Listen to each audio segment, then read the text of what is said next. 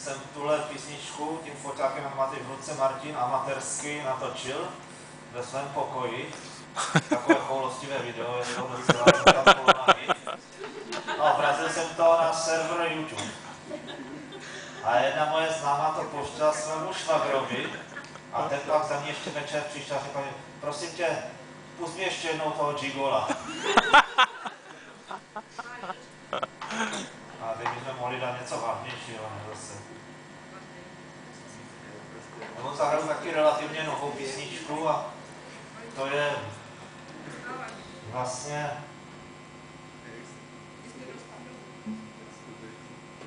skoro na stejně náměr jak Beach Boy, ale pojaté z toho smutnějšího úhlu pohledu.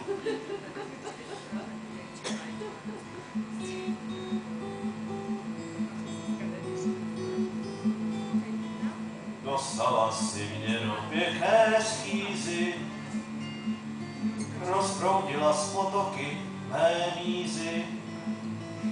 Teď stojím jak osel na peronu,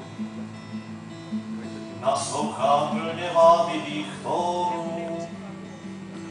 Vím, že každý z vlaků jinam zmizí. Ten tvůj byl mi náhle do mých snů. Vábí tóny, jimž snad podlehnu. Od druhého vím, co můžu čekat. Přesto se jej nepřestávám lekat.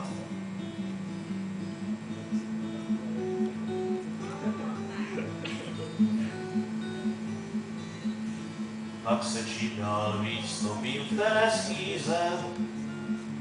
Tady už je slabé slovo krize. Cítím blízko románek i horor. Tápu nad tím, co mi skrývá obzor. V pestrých barvách jeví se mé vize. City mé teď ventiluje zpěv. Nechci žádné slzy ani krev. Přesto srdcem rozechvívám struny. Stále víc mě vábí ty tvé tóny.